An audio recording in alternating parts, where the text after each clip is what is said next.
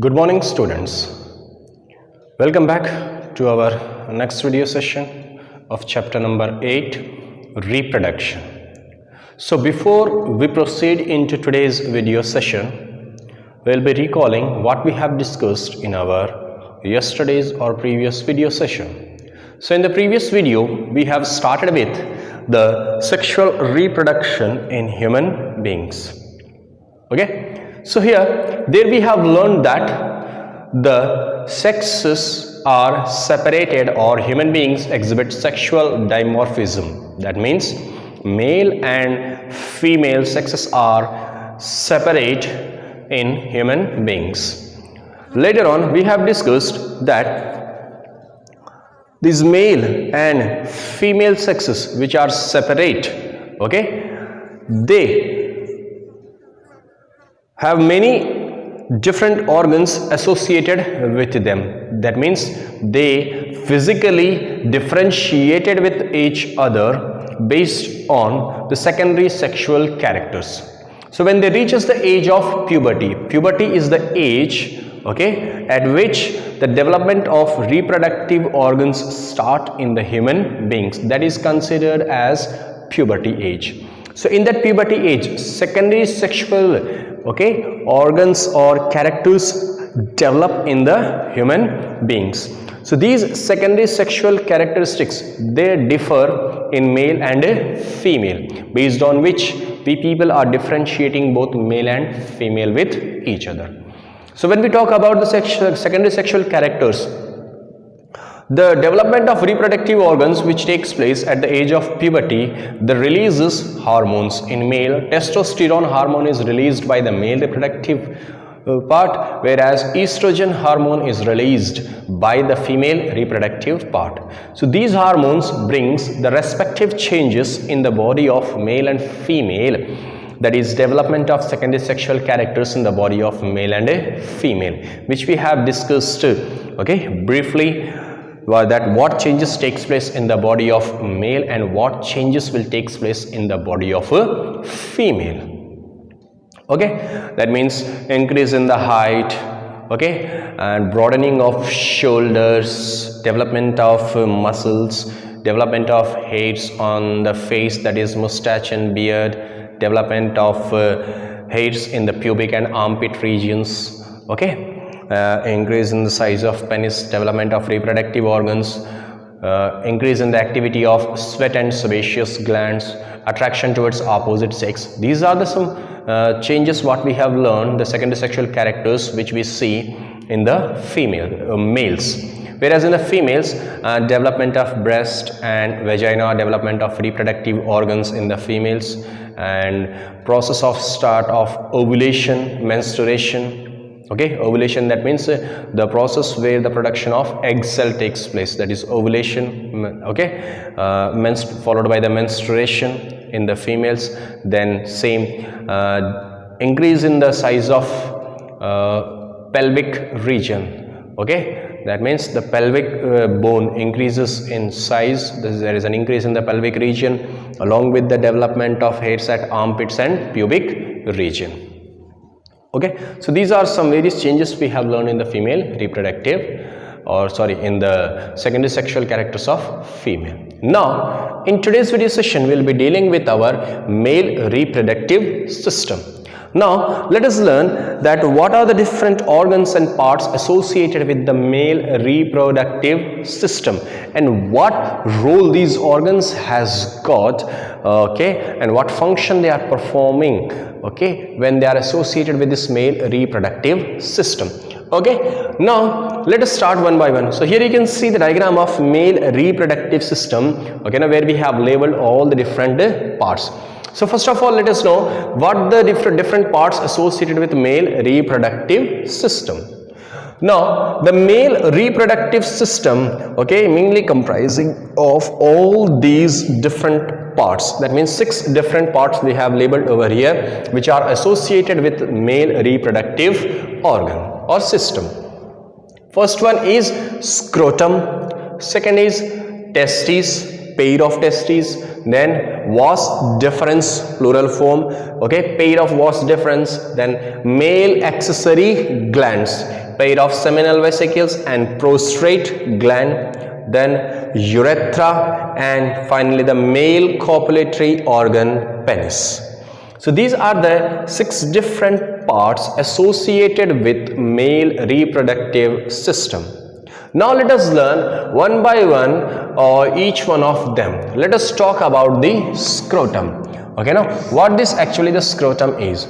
Scrotum is the part of male reproductive system. That means it is the pouch or muscular bag like structure, okay, hanging outside the abdominal cavity. So the they are dark pigmented skin colored bag like pouch like structures present outside our abdominal cavity. The scrotum sacs are nothing but the muscular skinned bag like structure with dark pigmentation present outside the body. Okay, this scrotum sacs which are present outside the abdominal cavity to hold the pair of testes. Why they are located outside the body? The reason is here because the production of male gametes, that means spermatogenesis, which has to take place after reaching or when the puberty age starts. Spermatogenesis, production of male gametes, starts in the male reproductive system. So for the production of male gametes, they require a lower body temperature, because when we talk about human body, its average temperature is about 37 degrees Celsius, and for spermatogenesis we require temperature less than 37. That means 2 degree to 2.5 degrees Celsius lesser temperature than our body temperature. They cannot tolerate that high temperature. So for the production of male gametes, testes are located outside the abdominal cavity in the scrotum sacs or pouch or bag like structures. So these scrotum sacs are holding the main reproductive organs of male, that is testes. Okay, these scrotum sacs, we can say they act as thermoregulators. They are serving as thermoregulators. That means they are controlling the temperatures. They are regulating the temperature. Got it? How they are regulating the temperatures? That means in cold conditions, these scrotum sacs, okay, they gets compressed. That means the soft muscles which are present inside the walls of the scrotum sacs, they contracts and pulls these testes closer to the pelvic region. So they are pulling the testes closer to the pelvic region to keep them warm, because outside temperature is quite low. So therefore, to keep them warm, it compresses or bring closer them to the pelvic region. Whereas in hot summer regions, these softer muscles which are present inside the scrotum sacs, they relaxes, that means they loosen, so that testes remains away from our pelvic region to keep them cooler. So that is a function what the scrotal sac has got. First of all, it is holding the testes outside the abdominal cavity so that it can promote the process of spermatogenesis, production of male gametes. Secondarily, they act as thermoregulators, regulating the temperature during cold and conditions as well as in the hot summer conditions by keeping the testes closer in the cold conditions and away from the pelvic regions in the hot summer conditions. That is about the scrotum sacs. The next thing we have is testes. So in male reproductive system, a pair of testes, we have a pair of testes, one located in the left scrotal sac, one located in the right scrotal sac. Okay, so when we look at the size of the testes, their length is about 4 to 5 centimeters and width is about 2 to 2.5 centimeters. Okay, so the length of the testis is about 4 to 5 centimeters and width is about 2 to 2.5 centimeters in an adult. That is the size of the testis. So these testes are the main organs, okay, which are performing the process of spermatogenesis. That means mainly they are responsible for the production of male gametes, sperms.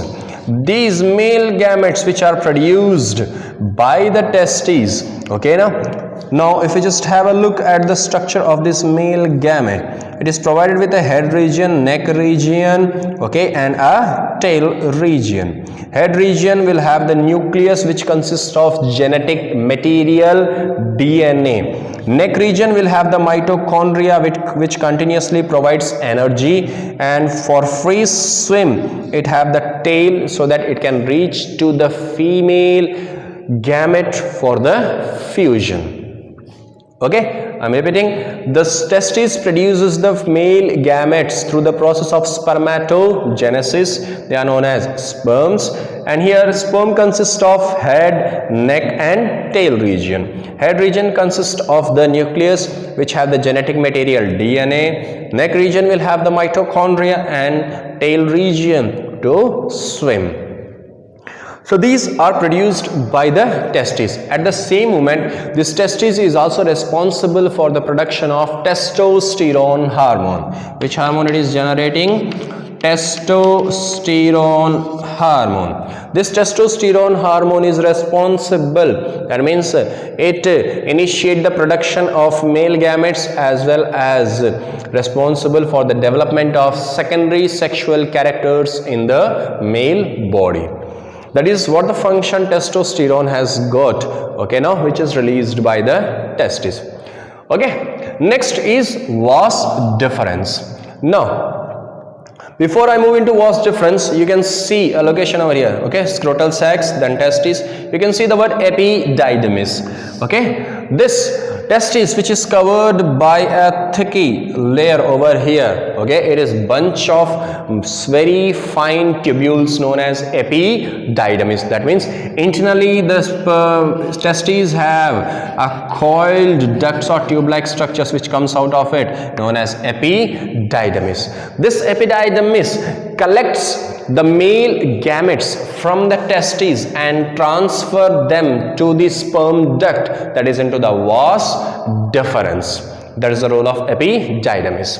Now come to vas deferens. So you can see a pair of vas deferens, one each from the testis. It is a thick tube, okay, which is approximately about 10 to 20 centimeters long. So approximately we can say it is about 20 centimeters long duct or thick tube like structure.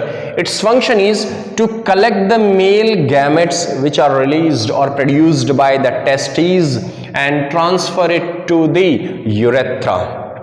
Okay, collecting the male gametes from the testes and carrying them and dropping them into the urethra tube. This is the function of vas deferens. Got it? Now this vas deferens, okay, which is carrying the male gametes from the testes to the urethra, it is accompanied by two male accessory glands. I am repeating, accompanied by two male accessory glands. One is, you can see here, okay, bulb-like structures known as seminal vesicles. Seminal vesicles. So you can see the bulb-like structures which are associated with the vas deferens. These are known as seminal vesicles. These seminal vesicles, they released a secretion, okay, into the vas deferens which combines with the male gametes. This secretion which is released by the seminal vesicles, it actually has a composition of fructose, amino acid, ascorbic acid and citric acid. Okay, this is what the composition of our seminal vesicles secretion. Okay, this seminal vesicle secretions have a combination of fructose, amino acid, ascorbic acid and citric acid. This fructose acts as a nutritive material for the male gamete to keep the male gamete alive till it reaches into the female reproductive system, where it can fuses with the female gamete. So for that time it has to be provided with the nutritive material that is provided by the seminal vesicles. This is the function of seminal vesicle. I am saying seminal vesicles are the bulb-like structures or tube, okay, which are present on the vas deferens before it gets opens into the urethra, and release the secretion which has a combination of fructose, amino acid, ascorbic acid and citric acid. Okay, and it acts as a nutritive material to the male gametes. Next, it is also accompanied by the Cowper's gland, which are present, okay, now very near to this urethra tube. So these Cowper's glands, they also release their secretions, or I can say prostrate gland. I can say this one as a prostrate gland. Okay, so prostrate gland, this prostrate gland release its secretions again into the vas deferens. So this prostrate gland, okay, now it is secreting a mucus like substance which makes the medium alkaline, because it is accompanied by acids, ascorbic acid, citric acid. So now the concentration is acid, so the medium is acidic, it has to be converted into alkaline. So the secretions of prostrate gland, which consists of a mucus like material, sticky material, okay, now is added along with the secretion of seminal vesicles, which makes the medium alkaline. Okay, and now this male gamete with the secretion of seminal vesicle and prostrate gland, it is referred as semen. Okay, now it is referred as semen. So now this semen gets dropped into the urethra. It is dropped into the urethra. This urethra is a tube which is coming from the bladder. That means urinary bladder. The duct which is coming from the urinary bladder is the urethra, which is accompanied and joined by the vas deferens. So vas deferens drops everything, male gametes, secretions of seminal vesicles and prostrate glands into the urethra. Now this urethra is a common passage. It acts as a common passage for both urine as well as male gametes. So it is a common passage for urine as well as for the male gametes, but at different time intervals, because we know that our urine, it may be concentrated, which consists of okay, in various types of harmful substances which are present in our body and which has to be eliminated out of the body. So they are not mixed up with the male gametes. So they both are released at different time intervals into the urethra. But urethra is a common passage for both male gametes as well as for the urine. Later on, this urethra carries the male gametes, okay, now to the penis, okay, now through which, okay, now penis, the male copulatory organ. It is a muscular male copulatory organ which is richly supplied with blood vessels. It is a muscular organ richly supplied with blood vessels. So through this urethra, with the help of male copulatory organ, the male gametes are transferred into the body of female or into the female reproductive system, where they fuses with the female gametes, leading to the process of fertilization leading to formation of zygote. Okay, so this male reproductive organs, penis, it gets erectile. Okay, now it is a very sensitive organ. It gets erectile because of the flow of excessive amount of blood, okay, now into these muscular cells. So it gets erectile. Through this erectile penis, the male gametes are transferred into the female gamete during the intercourse period, where the fertilization and fusion of gametes takes place. That's all, students, about this male reproductive system. So these are all the different parts associated with male reproductive system, and each one of them has got a specific function, okay, now which he is performing as it is associated with the male reproductive system. That's all in this today's video session. If you have any kind of doubts, you can ask me writing in the comments box. Till then, have a good and wonderful day. Goodbye, students.